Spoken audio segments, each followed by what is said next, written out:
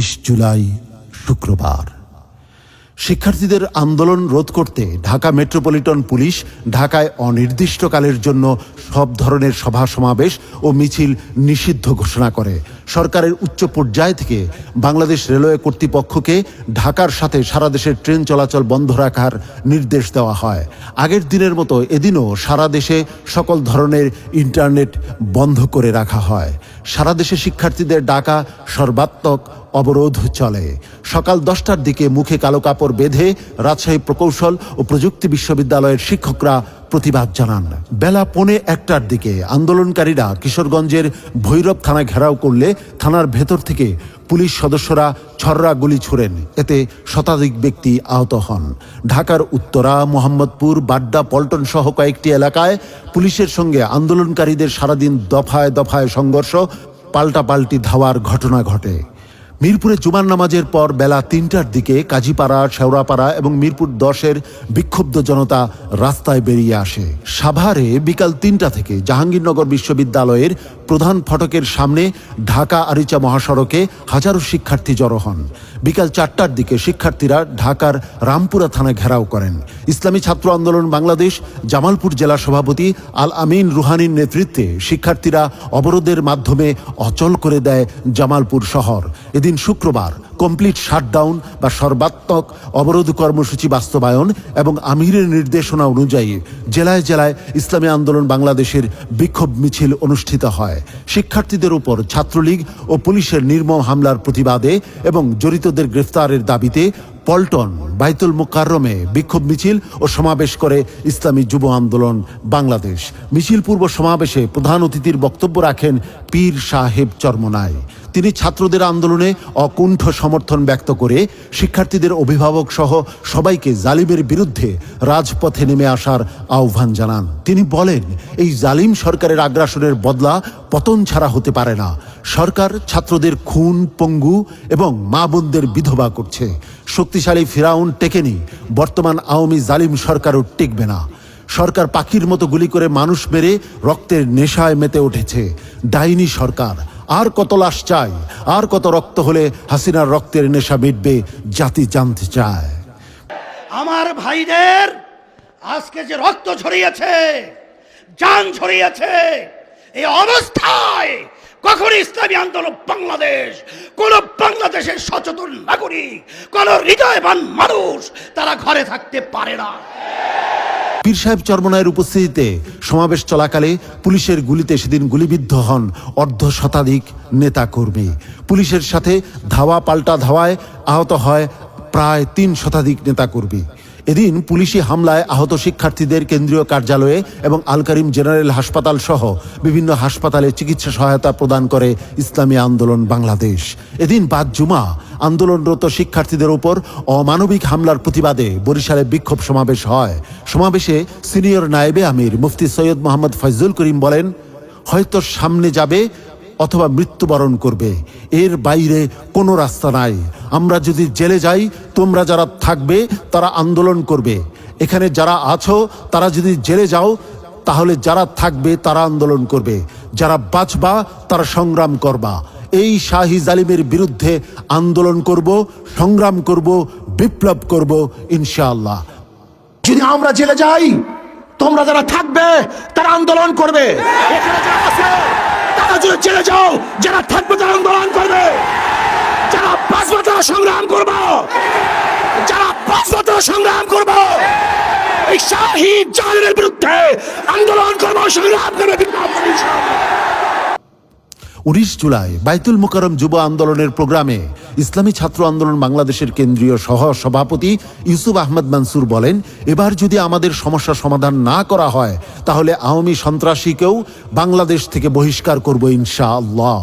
এই দাবি আদায়ের জন্য মুহতারাম আমিরের হাতকে শক্তিশালী করার আহ্বান জানাচ্ছি। এবারও যদি আমাদের অধিকারকে সুষ্ঠুভাবে সমাধান করা না হয়, তাহলে আওয়ামী সন্ত্রাসকে বাংলাদেশ থেকে আমরা বহিষ্কার করব। উল্লেখ্য, 19 জুলাই শুক্রবার ইসলামী আন্দোলন বাংলাদেশের দেশব্যাপী দোয়া ও বিক্ষোভ মিছিল কর্মসূচিতে পুলিশ এবং আওয়ামী সন্ত্রাসীদের হামলায় আহত হন 2000-এরও বেশি ইসলামী আন্দোলন, শ্রমিক আন্দোলন, যুব আন্দোলন এবং ইসলামী ছাত্র আন্দোলন বাংলাদেশের নেতাকর্মীরা। বাংলা ব্লকেড কর্মসূচি চলাকালে সন্ত্রাসী ছাত্রলীগের হামলায় গুরুতর আহত হন ইসলামী ছাত্র আন্দোলন বাংলাদেশ শাহজালাল বিজ্ঞান ও প্রযুক্তি বিশ্ববিদ্যালয়ের সহসভাপতি জুয়েল রানা। এদিন উত্তরা ৭ নং সেক্টরে গুলিবিদ্ধ হয়ে শাহাদত বরণ করেন ইসলামী ছাত্র আন্দোলন বাংলাদেশ বরিশাল বানারীপাড়া থানার সদস্য মোহাম্মদ জসিম। উত্তর বাড্ডায় আন্দোলনরত অবস্থায় বুকে পুলিশের গুলিতে শাহাদত বরণ করেন ইসলামী ছাত্র আন্দোলন বাংলাদেশ ঢাকা মহানগর উত্তরের আওতাধীন গুলশান ডিগ্রি কলেজের মেধাবী শিক্ষার্থী ছাত্রনেতা নাইমুর রহমান। এদিন আরও শাহাদত বরণ করেন চাঁদপুর জেলার মৈশাদী ইউনিয়নের সাহিত্য ও সংস্কৃতি বিষয়ক সম্পাদক, মৈশাদী উচ্চ বিদ্যালয়ের মেধাবী শিক্ষার্থী সিয়াম সর্দার জাহিদ। আগের দিন 18 জুলাই সন্ধ্যায় পুলিশের গুলিবর্ষণে চোখ দিয়ে গুলি ঢুকে মাথার পেছন দিক দিয়ে বের হয়ে গেলে 19 জুলাই শাহাদত বরণ করেন মেধাবী এই শিক্ষার্থী। নিউ মার্কেটে পুলিশের গুলিতে শাহাদত বরণ করেন ইসলামী ছাত্র আন্দোলন বাংলাদেশের সদস্য মোহাম্মদ আবদুল্লাহ রনি। বাদ জুমা ইসলামী ছাত্র আন্দোলন বাংলাদেশ চট্টগ্রাম পূর্বের ব্যবস্থাপনায় ইসলামী আন্দোলন বাংলাদেশ চট্টগ্রামের বিক্ষোভ মিছিলে ব্যবহৃত গাড়ি, সিএনজি ও মাইক ভাঙচুর করে লক্ষ টাকার সরঞ্জামাদি নিয়ে যায় সন্ত্রাসী সংগঠন ছাত্রলীগ। শিক্ষার্থীদের আন্দোলনের প্রতি সমর্থন জানিয়ে বিক্ষোভ মিছিল বের করেন সংযুক্ত আরব আমিরাতে কাজ করতে যাওয়া প্রবাসী বাংলাদেশিরা। ফলে দেশটির প্রচলিত আইনে ফেডারেল আদালতে দোষী সাব্যস্ত হয়ে সাজাপ্রাপ্ত হয় 57 জন বাংলাদেশি। সহায়তা চেয়ে 999 নম্বরে সবচেয়ে বেশি 19 জুলাই ফোন এসেছে বলে জানিয়েছে জাতীয় জরুরি সেবা 999 নম্বরের প্রধান মোহাম্মদ তবারুকুল্লাহ। 16 জুলাই থেকে 8 দিনে প্রায় 3 লাখ ফোন কল আসে 999-এ। সর্বোচ্চ 48,000 ফোন কল আসে 19 জুলাই।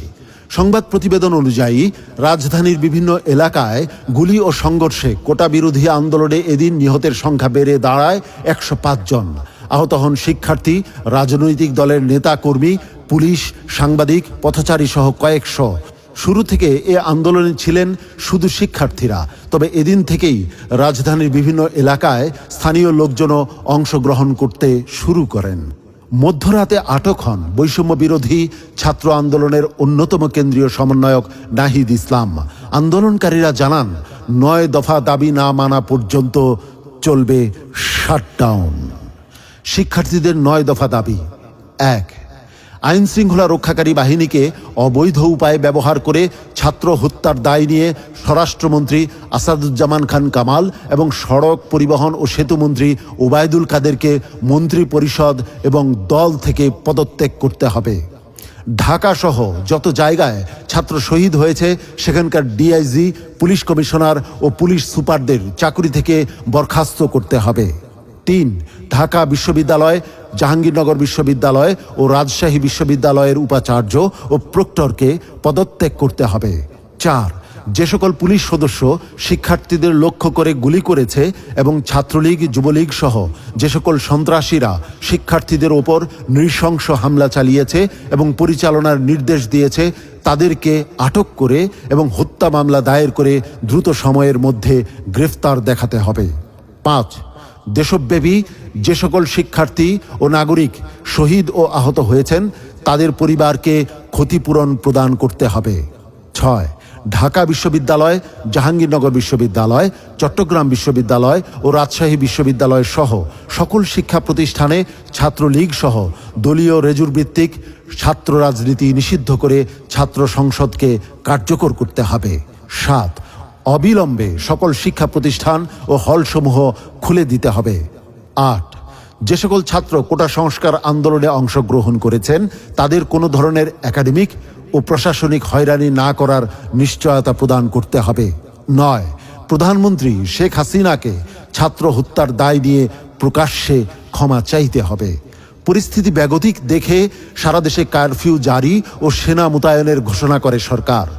আওয়ামী লীগের সাধারণ সম্পাদক ওবায়দুল কাদের কারফিউ প্রসঙ্গে বলেন, এটা অবশ্যই কারফিউ, এটা নিয়ম অনুযায়ী হবে এবং সেটা শুট অ্যাট সাইট, দেখা মাত্রই গুলি হবে।